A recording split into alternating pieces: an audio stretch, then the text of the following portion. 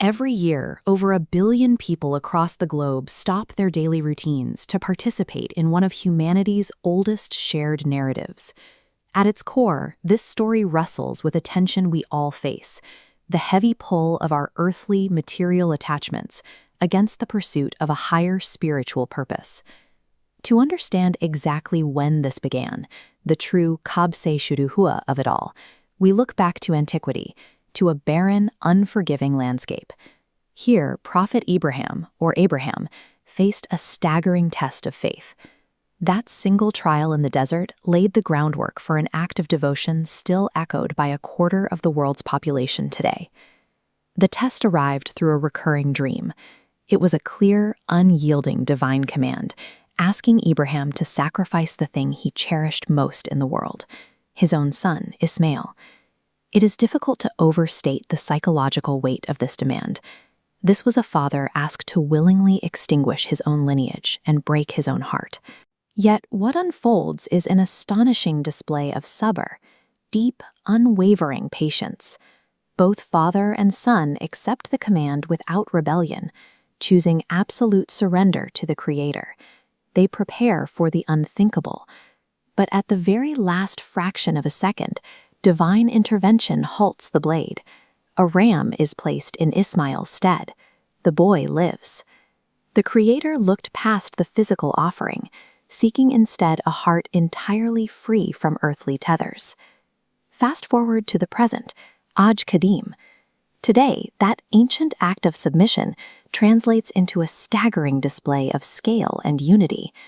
This celebration is directly tied to the physical rites of the Hajj pilgrimage, where millions gather simultaneously on the rocky plains of Mecca, shedding all markers of identity. For Muslims elsewhere around the world, the day begins with Salat al-Eid.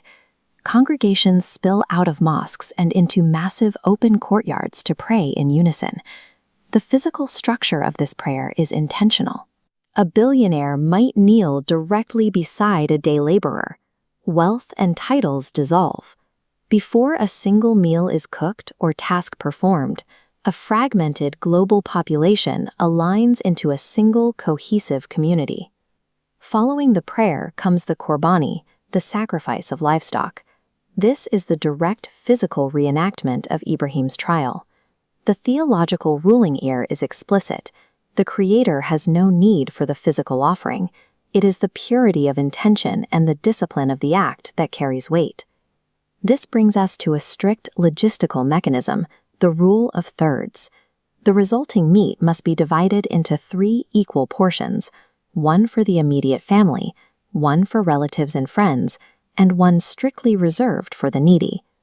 As you look at this process, you see thousands of tons of high-quality collagen being packaged and moved directly into the hands of society's most vulnerable populations.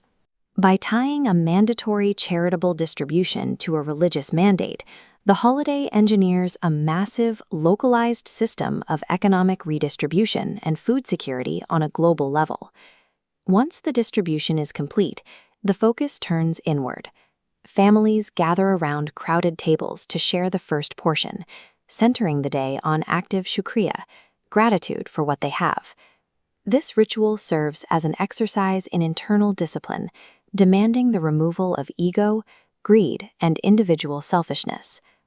These steps, the prayer, the division, the sharing, reinforce sabr during hard times and insaniyat, or pure humanity, toward neighbors. The events of Eid-ul-Adha operate as an annual training ground.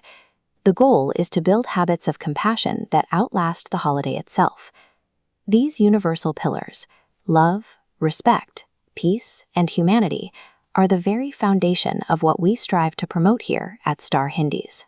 Building a better and more humane society starts by taking these principles of sacrifice into our daily lives. We pray that your devotion and good deeds are accepted. Taqabbalallahu minna minkum.